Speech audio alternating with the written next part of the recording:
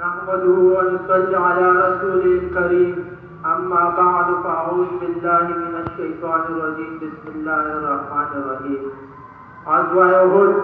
غزوہ بدر میں کفار کو زبردست شکست کا سامنا کرنا پڑا تھا اور یہ بات ان کے وہم و گمان میں بھی نہ تھی کہ مسلمانوں کی چھوٹی سی جماعت ان کو اس قدر ذلت ہمیں شکست بھی دے سکتی ہے. ان کا سارا عمر اور فخر ہاتھ میں مل گیا تھا. ان کے بڑے بڑے سردار مارے جا چکے تھے. قتل ہونے والوں کے عورتیں اپنے سرداروں سے بدلے کا مطالبہ کر رہے تھے. ابو سفیان نے ایک بڑی طاقتور فوج تیار کی.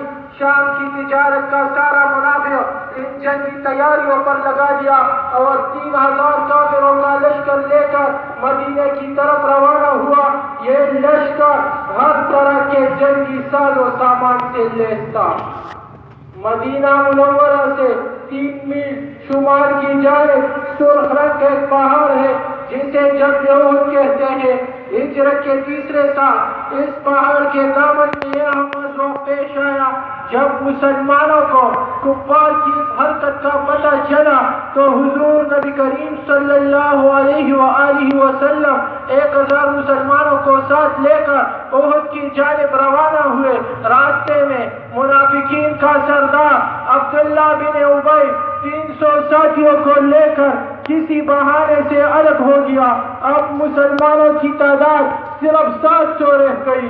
ان کے پاس غزوہ بدر کی طرح اس مرتبہ بھی معمولی اسلحہ تھا اور سواریوں کے لیے جانور بھی پورے نہ تھے.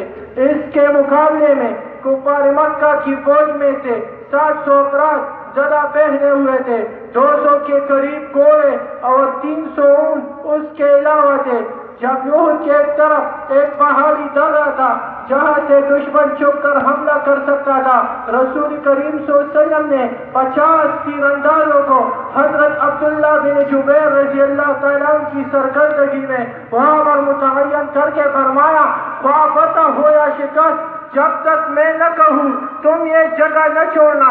اب عام جنگ شروع ہوئی.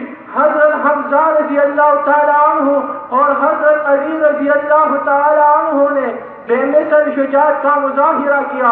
حضرت علی رضی اللہ تعالیٰ عنہ نے تنہا 8 سرداروں کو قتل کیا. مسلمانوں نے کفار پر زبردست حملہ کر کے انہیں بھاگنے پر مجبور کر دیا. کفار بھاگتے ہوئے بہت سا قیمتی ساز و سامان چھوڑ گئے. مسلمان کفار کا چھوڑا ہوا مال اکٹھا کرنے میں مصروف ہو گئے. اس موقع پر وہ تیر انداز جو رسول کریم صلی اللہ علیہ وسلم نے درہ پر متعین فرمائے تھے وہ یہ سمجھے کہ اب جنگ تو ختم ہو چکی ہے اس لیے وہ بھی مال غنیمت اکٹھا کرنے میں مصروف ہو گئے. خالد بن ولید جو ابھی تک مسلمان نہیں ہوئے تھے وہ متوکل کی تار میں تھے.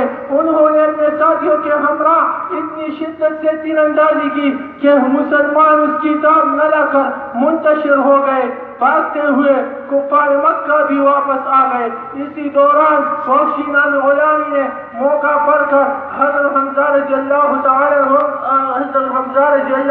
عنہ کو شہید کر دیا. حضرت مصعب بن عمیر رضی اللہ تعالیٰ عنہ جن کی شکل رسول کریم صلی اللہ علیہ وسلم سے بہت ملتی جلتی تھی وہ بھی شہید ہو گئے. کفار نے اس موقع پر یہ افواہ پھیلا دی کہ نعوذ باللہ رسول کریم صلی اللہ علیہ وسلم شہید ہو گئے ہیں. مسلمان اس خبر سے دل برداشتہ ہو گئے اور ہمت ہار گئے.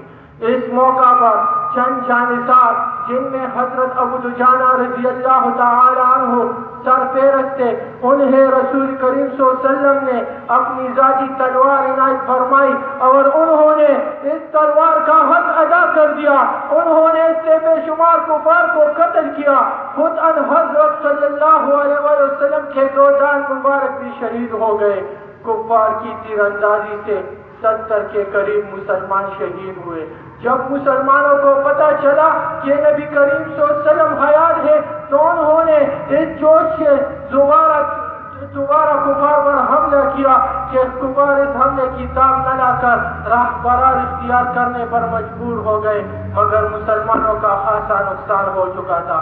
مسلمانوں کے اس گروہ نے جسے رسول کریم صلی اللہ علیہ وسلم نے جگہ پر متعین فرمایا تھا، آپ صلی اللہ علیہ وسلم کے حکم کی خلاف ورزی کی، جس کا خمیازہ پورے لشکر کو بھگتنا پڑا۔